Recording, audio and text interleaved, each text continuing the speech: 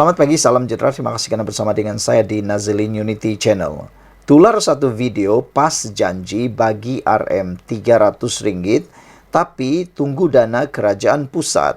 Ini membuatkan orang dalam gambar ini kelucuan dengan menulis caption, hahaha, pas janji nak bagi rakyat Terengganu RM300 sebulan, tapi nak tunggu duit dari Datuk Seri Anwar Ibrahim pula. Hahaha, ini kelakar lawak menurut penulis ini.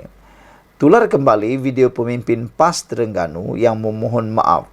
Berikutan tidak dapat menunaikan janji memberi bantuan air perantau RM300 kepada anak jati negeri itu. Dalam video tersebut, bekas Exco negeri itu, Hanafia Mat berkata, kerajaan negeri terpaksa menangguhkan bayaran yang dijanjikan kerana masih menunggu dana daripada kerajaan pusat. Video itu tular baik sahaja pilihan raya negeri PRN berakhir kerana kerajaan PAS dikatakan hanya pandai berjanji namun akhirnya terpaksa bergantung pada kerajaan pusat. Mereka secara sinis berkata apabila duit yang dijanjikan kepada rakyat tidak dapat diberikan, Kerajaan Persekutuan pula dipersalah sedangkan pemimpin negeri yang berjanji tanpa mengambil kira kedudukan keuangan kerajaan negeri sendiri. Menurut beliau, saya mohon maaf bantuan tersebut masih belum dapat diagihkan lagi. Ekoran kelewatan penerimaan dana khas Kerajaan Persekutuan DKKP daripada kerajaan pusat, kata Hanafia dalam rakaman yang tular itu. Video itu difahamkan merupakan video lama yang dimuat naik pada Mei tahun ini, namun tular kembali sejak semalam. Sebelum ini, kerajaan negeri Terengganu turut lewat melunaskan janji bantuan RM1,000 kepada sebahagian mangsa banjir musim tengkujuh ekoran kekurangan dana. Saudara-saudara sekalian, ini satu perkara yang memang melucukan dan membuatkan kita hairan, dan ikuti terus ulasan selepas ini.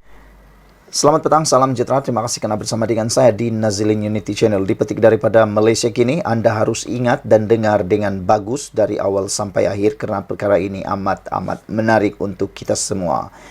Menurut Isham Jalil, apa nak jadi dengan negara ini selepas Muhyiddin dilepaskan? Ahli Majlis Kerja Tertinggi KT UMNO Isham Jalil mahu Peguam Negara memfailkan rayuan berhubung pelepasan dan pembebasan Muhyiddin Yassin berhubung 4 pertuduhan salah guna kuasa RM232.5 juta bagi parti itu yang dikaitkan dengan program Jana Wibawa hari ini. Hakim Mahkamah Tinggi Kuala Lumpur Muhammad Jamil Hussein berkata, 4 pertuduhan terhadap Muhyiddin yang menyatakan suapan bagi sekutunya bersatu tidak mendadahkan suatu kesalahan di bawah Seksyen 23 dalam kurungan 1 Akta SPRM. Menurut Isham Jalil, ia amatlah pelik. Kalau begini, adakah apabila sesiapa jadi Perdana Menteri atau Menteri selepas ini, maka mereka boleh meminta rasuah dari kontraktor atau syarikat berjumlah ratusan juta dari projek kerajaan, di mana sumber dana adalah wang rakyat dan hasil cukai, asalkan mereka masukkan ke akaun parti politik mereka. Itu persoalan Isham Jalil. Kata beliau lagi, saya menggesa supaya Peguam Negara memfailkan rayuan pendakwaan ke atas kes ini di Mahkamah Rayuan. Sebab, jika kes ini menjadi keputusan dan duluan undang-undang, maka lebih teruklah rasuah berleluasa di negara ini, katanya dalam satu hantaran di Facebook hari ini. Hakim Jamil juga memutuskan bahawa pertuduhan ke atas bekas Perdana Menteri itu adalah cacat, tidak berasas dan kabur serta tidak selaras dengan kanun tata cara jenayah. Muhyiddin sebagai Perdana Menteri ketika itu didakwa menggunakan kedudukannya untuk suapan berjumlah RM232.5 juta daripada 3 syarikat, iaitu Bukhari Equity Sdn Berhad, Nutris Sdn Berhad dan Mamfor Sdn Berhad serta Azman Yusof bagi pihak Parti Bersatu.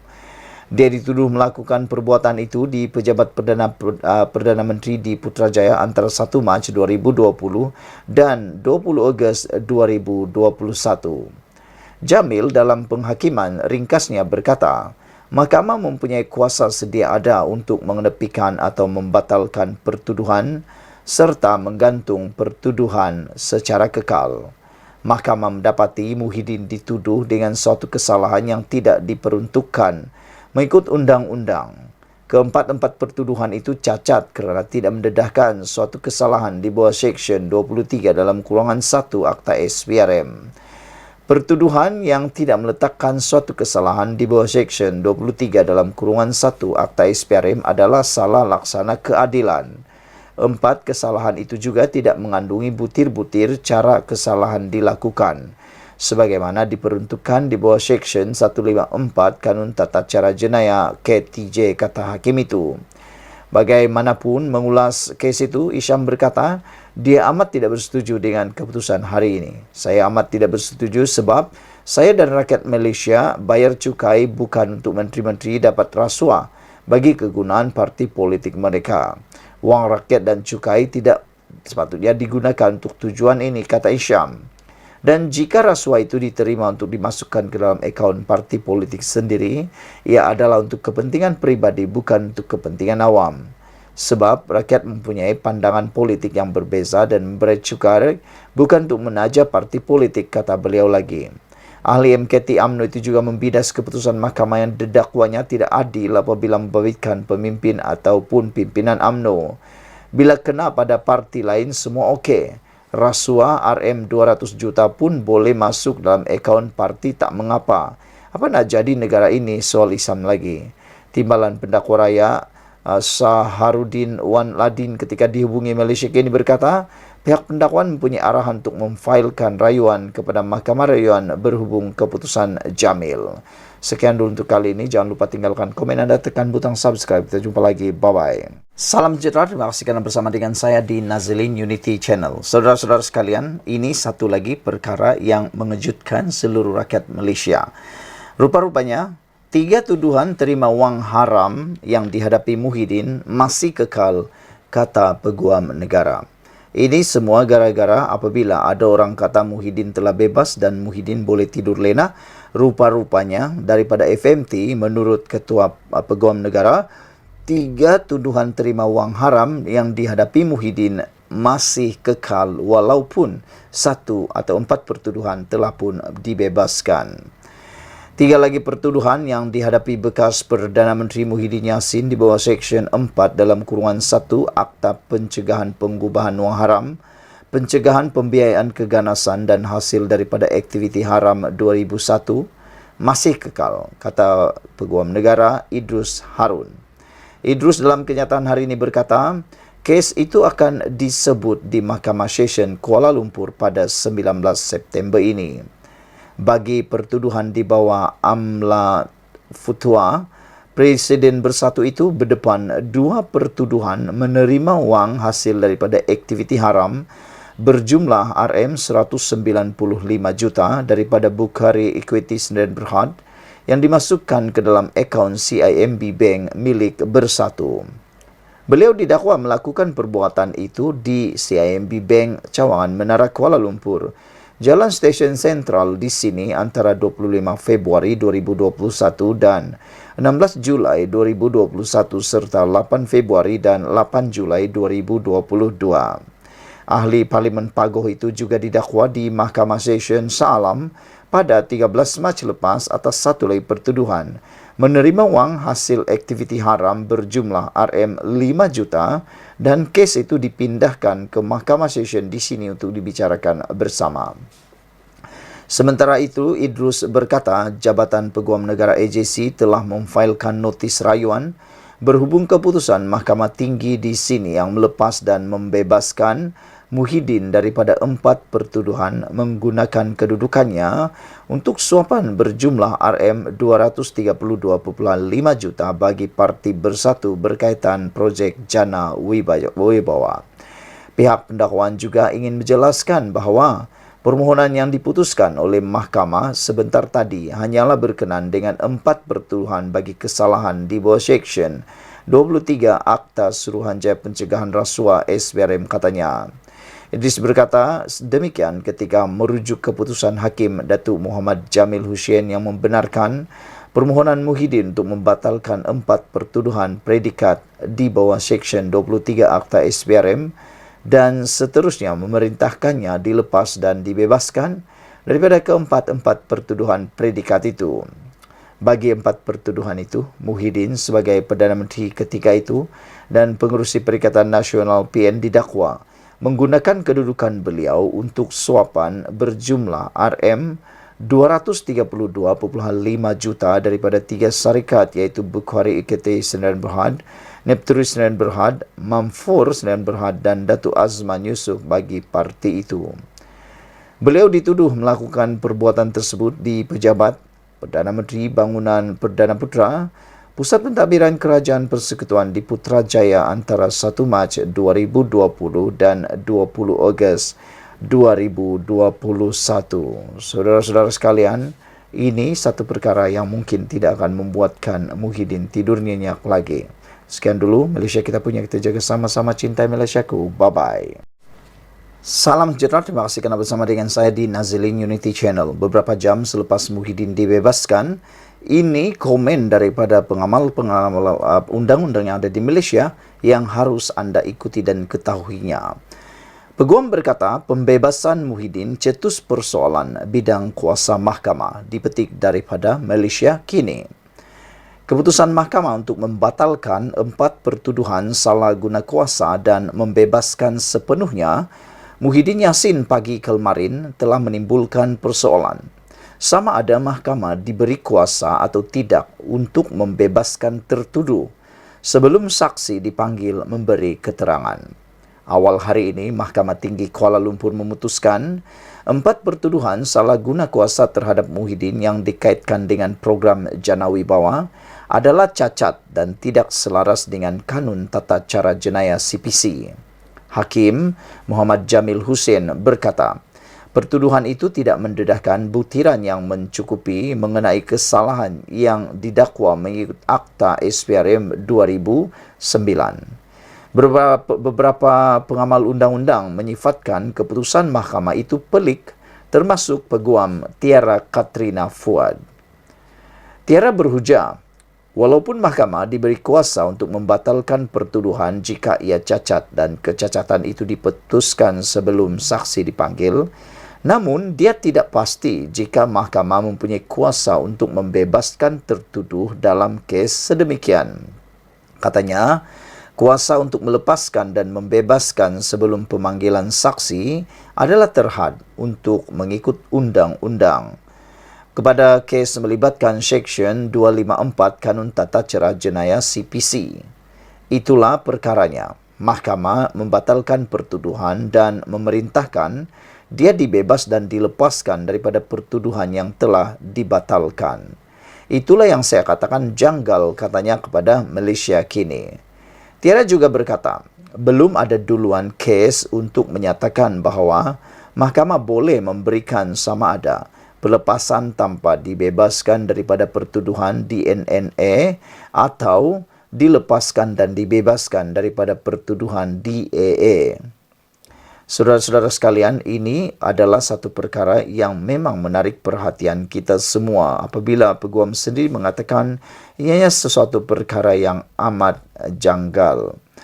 Untuk itu, dalam kes DNAA, tertuduh masih boleh didakwa atas kesalahan yang sama kemudian. Sedangkan ini tidak mungkin untuk DAA, kata Tiara lagi. Seksyen 254 CPC seperti yang disebutkan menyatakan bahawa pendakwa raya boleh menolak untuk mendakwa lebih lanjut pada mana-mana peringkat. Bagaimanapun, Peguam Jenayah Har Sahan Zamani mempunyai pendapat berbeza kerana dia yakin kuasa untuk membatalkan dan membebaskan tertuduh merupakan sebahagian daripada bidang kuasa mahkamah sedia ada.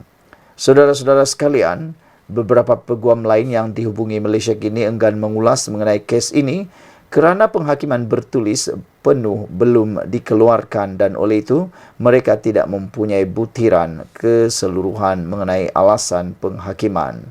Muhyiddin masih menghadapi 3 pertuduhan penggubahan wang haram yang dikaitkan dengan program Jana Wibawa. Sementara itu, Peguam Negara Idrus Harun berkata, Pihak dakwaan telah memohon ke Mahkamah Rayuan untuk membatalkan keputusan Mahkamah Tinggi hari ini yang membebaskan Muhyiddin atas 4 pertuduhan salah guna kuasa. Sekian dulu untuk kali ini. Jangan lupa tinggalkan komen Anda, tekan butang subscribe. Kita jumpa lagi. Bye-bye. Salam sejahtera. Terima kasih kerana bersama dengan saya di Nazilin Unity Channel. Beberapa jam selepas Muhyiddin Yassin dilepaskan daripada pertuduhan menerima rasuah ataupun menggunakan kuasa untuk menerima rasuah, akhirnya ini rupa-rupanya yang berlaku. Muhyiddin bebas tuduhan rasuah.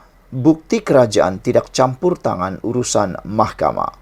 Rupa-rupanya di sebalik pembebasan Muhyiddin itu, ini cerita terbaik untuk Anwar Ibrahim. Keputusan Mahkamah Tinggi yang melepas dan membebaskan Presiden Bersatu Tan Sri Muhyiddin Yassin atas 4 tuduhan rasuah membuktikan kerajaan perpaduan tidak pernah mencampuri urusan mahkamah. Ahli Jawatan Kuasa Amanah Nasional Faiz Fazil berkata, keputusan hari ini adalah keputusan kehakiman. Justru, ia tidak sepatutnya dikaitkan dengan motif politik. Kononnya kerajaan menzalimi pemimpin pembangkang. Keputusan hari ini adalah keputusan kehakiman. Oleh itu, tidak betul untuk dikatakan motif politik. Proses kehakiman ini menunjukkan kerajaan perpaduan pimpinan Datuk Seri Anwar Ibrahim telus dan tidak mencampuri kehakiman. Dan oleh itu, tidak wajar juga keputusan hari ini dikaitkan dengan referendum terhadap kerajaan perpaduan, katanya ketika dihubungi Harapan Daily hari ini. Sebelum ini, beberapa pemimpin Perikatan Nasional PN mendakwa penahanan dan pertuduhan terhadap pemimpin Bersatu menjadi bukti bahawa pendakwaan dikenakan bermotif politik. Mereka juga mendakwa kerajaan menzalimi pembangkang. Namun, Perdana Menteri Anwar Ibrahim pada sidang Dewan Rakyat Mac lalu menegaskan tidak campur atau tidak pernah campur tangan terhadap mana-mana kes mahkamah melibatkan pemimpin atau pimpinan ahli politik termasuk daripada UMNO. Sementara itu, Faiz berkata, Muhyiddin yang juga ahli Parlimen Pagoh itu bukan dibebaskan kerana tiada bukti yang mencukupi. Sebaliknya, ada butir-butir kesalahan tidak dinyatakan dengan jelas dalam pertuduhan. Ia adalah kesilapan teknikal dan ketidakpatuhan prosedur semata-mata. Bagaimanapun katanya, keputusan membebaskan Muhyiddin daripada tuduhan tersebut masih boleh dirayu. Keputusan hari ini kecacatan teknikal prosedur kerana gagal patuhi peruntukan kanun acara jenayah supaya pertuduhan yang mengandungi buktir-buktir dinyatakan dan bukannya dibebaskan sebab tiada bukti yang mencukupi. Sungguh pun begitu, keputusan hari ini masih boleh dirayu dan sebaiknya kita serah kepada kehakiman untuk menentukan, ujarnya lagi. Terdahulu, Muhyiddin dilepas atas 4 tuduhan menggunakan kedudukannya untuk meminta rasuah berhubung RM 232.5 juta bagi partinya Bersatu. Ini berikutan didakwanya tiada mana-mana satu pun daripada tuduhan terbabit mendedahkan kesalahan mengikut Seksyen 23 dalam kurungan 1 Akta SPRM. Pada 30 Mac lalu, Muhyiddin mengaku tidak bersalah di Mahkamah Seksyen di sini atas 4 pertuduhan, menggunakan kedudukannya untuk suapan berjumlah RM 232.5 juta dan 2 pengubahan wang haram sebanyak RM 195 juta antara tahun 2020 hingga tahun 2022 lalu. Ekoran kes itu, Muhyiddin menjadi Perdana Menteri kedua selepas Datuk Seri Najib Razak dituduh atas pertuduhan mengikut peruntukan Seksyen sama di mahkamah itu. Sekian dulu untuk kali ini. Jangan lupa tinggalkan komen Anda, tekan butang subscribe. Dengan keputusan Muhyiddin dilepaskan, ini menunjukkan bahawa kerajaan tidak pernah campur tangan urusan mahkamah. Saudara-saudara, itu adalah bukti dan fakta yang benar. Salam sejahtera, terima kasih kerana bersama dengan saya di Nazilin Unity Channel. Disangkakan langit sudah menjadi cerah. Disangkakan Muhyiddin sudah boleh gembira selepas kemarin diberitakan bahawa Muhyiddin telah dibebaskan atas beberapa pertuduhan di mahkamah oleh mahkamah. Namun demikian, rupa-rupanya ini yang ramai tak tahu beberapa jam selepas Muhyiddin dilepaskan daripada pertuduhan menerima rasuah di mahkamah, ini pula yang berlaku. Muhyiddin jangan syok sangat, ada 2 lagi kes belum selesai, kata Lokman Adam di dalam komen beliau di Facebook baru-baru ini.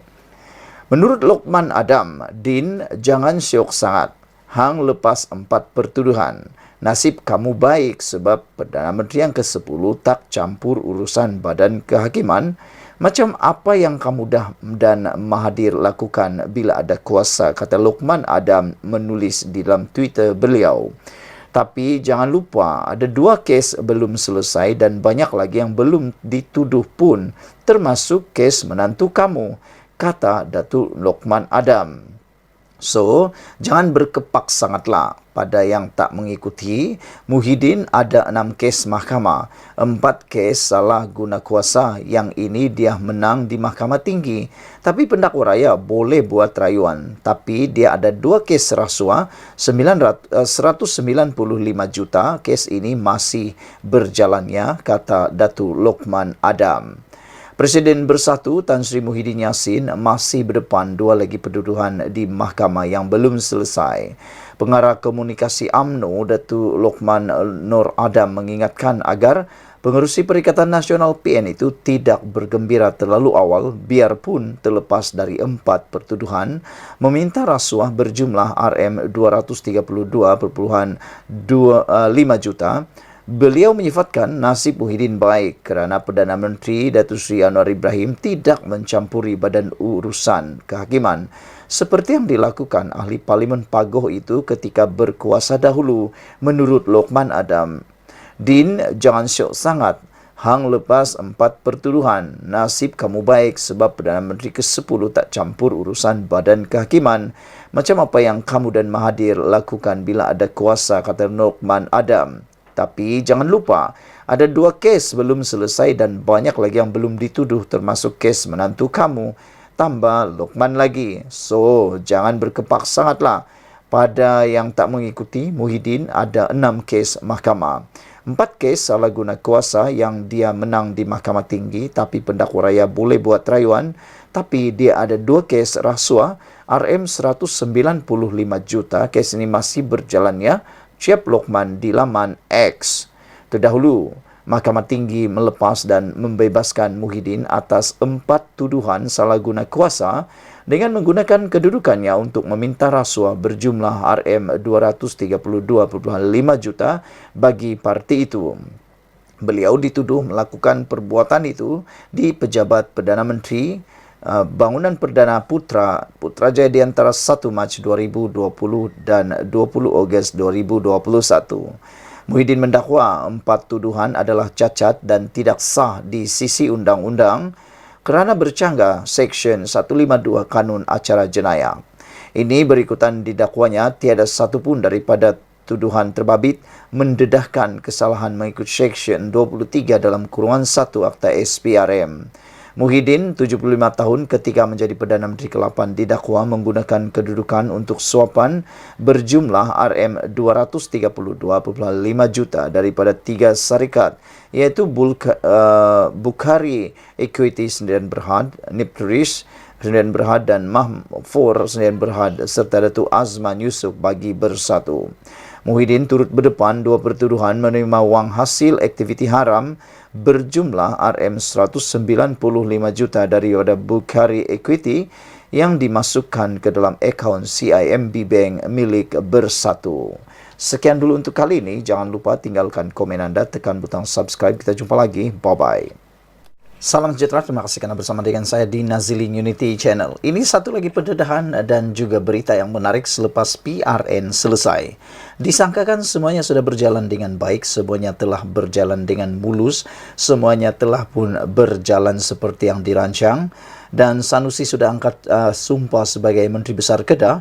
Akhirnya PDRM menyatakan akan panggil Sanusi berhubung pamer kertas undi. Ini gara-gara tindakan Sanusi yang dilihat telah digambar oleh media seakan-akan mempamerkan kertas undi beliau yang telah dipangka.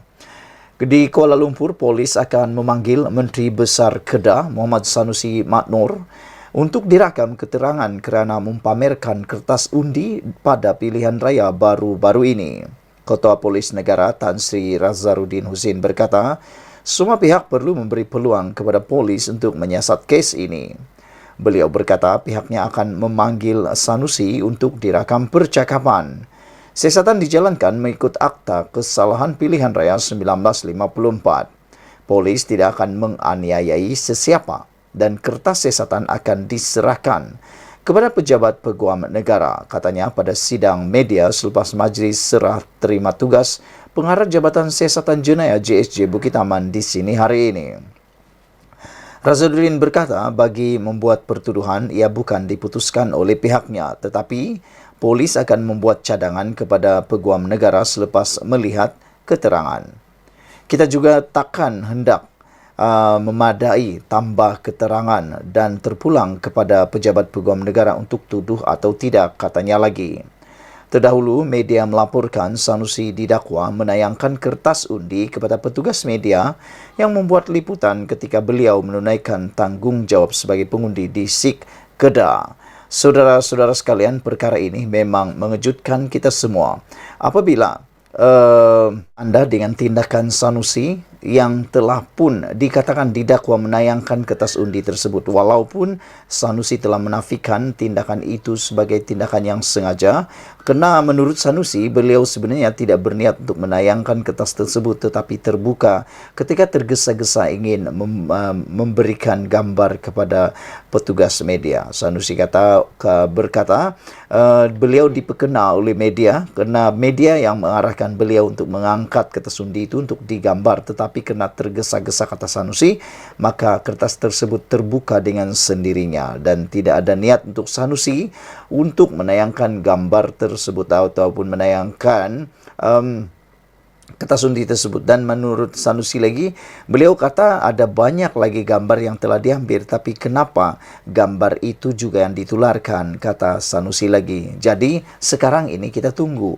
adakah apa-apa keterangan daripada media yang telah mengambil gambar tersebut. Kita menunggu apa jawapan komen daripada media tersebut. Ikuti terus ulasan selepas ini. Selamat petang, salam sejahtera. Terima kasih kerana bersama dengan saya di Nazilin Unity Channel. Ini satu keputusan pendedahan daripada Ketua Polis Negara yang pastinya akan membuatkan Sanusi pening kepala dan Sanusi mungkin akan menyesali perbuatan beliau baru-baru ini. Pada itu, Ketua Polis Negara mengatakan bahawa perbuatan menunjuk kertas undi di pangkah adalah salah. Ketua Polis Negara Tan Sri Razaruddin Husin menegaskan, tindakan menunjukkan kertas undi yang sudah dipangkah kepada umum adalah satu kesalahan mengikut Akta Kesalahan Pilihan Raya 1954. Razaruddin berkata, polis akan menjalankan siasatan sekiranya ada pihak tampil membuat laporan polis terhadap kes terbabit. Setakat jam 6 petang kemarin, belum ada mana-mana pihak tampil membuat laporan berhubung perkara itu. Sekiranya ada laporan, kita akan siasat, kata Ketua Polis Negara pada sidang akbar di Bukit Aman pada Sabtu yang lepas. Pada Sabtu yang lalu, media melaporkan Menteri Besar Kedah sementara pada waktu itu, iaitu Datuk Seri Muhammad Sanusi Maknor, didakwa melanggar Akta Kesalahan Pilihan Raya 1954 apabila secara sengaja menayangkan kertas undi kepada petugas media. Perbuatannya mengundang kritikan pengguna media sosial yang berkongsi gambar Muhammad Sanusi mempamerkan kertas undi berkenan ketika gambarnya direkam petugas media sebelum ia dimasukkan ke dalam kotak undi. Pada sidang akbar sama, Razaruddin berkata, pihaknya berpuas hati dengan perjalanan pilihan raya negeri PRN yang berlangsung di 6 negeri tersebut. Kita memang sentiasa bersiap siaga. Saya amat berpuas hati dengan penugasan mereka di lapangan, ujar beliau lagi. Namun demikian, seperti yang kita telah tahu, Sanusi kata perbuatan beliau sebenarnya tidak disengajakan. beliau bukan menayangkan kertas undi beliau kata Sanusi, tetapi beliau diminta, Sanusi kata beliau diperkena oleh media. Karena menurut Sanusi, media mau Sanusi menunjukkan kertas undi itu, tetapi oleh kerana tergesa-gesa kata Sanusi, kertas itu terbuka sendiri dan waktu itulah media menggambarnya, kata beliau. Dan selain itu Sanusi juga kata bahawa dalam banyak-banyak gambar yang diambil oleh media, kenapa gambar itu juga yang ditularkan, kata Sanusi. Tapi terpulanglah pada Anda untuk menilai gambar tersebut. Dalam ruangan ini saya sisipkan kepada Anda keadaan gambar sebenar itu, yang mana Sanusi sedang memegang kertas undi yang telah berpangkah tersebut. Adakah pada pendapat Anda ada bekas telah dilipat, ataukah memang ditiup angin atau sebagainya? Anda lihat betul-betul gambar itu? Apa pendapat kamu? Coba perhatikan betul. Bolehkah ada anginkah, atau terbuka secara tidak sengajakah, atau sebenarnya apa yang berlaku? Dan Sanusi kata dia diperkena oleh media pula. Kali ini salah angin, salah kelang kabut, dan salah media pula. Tak tahulah, saya pun tidak tahu siapa sebenarnya yang salah. Adakah ini akan membuatkan Sanusi akan didakwa pula? Dan ada yang bertanya, kalau betul Sanusi melakukan kesilapan tersebut, ataupun didakwa melakukan kesalahan tersebut di bawah kesalahan perkara tersebut, adakah Sanusi akan kehilangan kelayakan sebagai ahli ahli Dewan Undangan Negeri pula?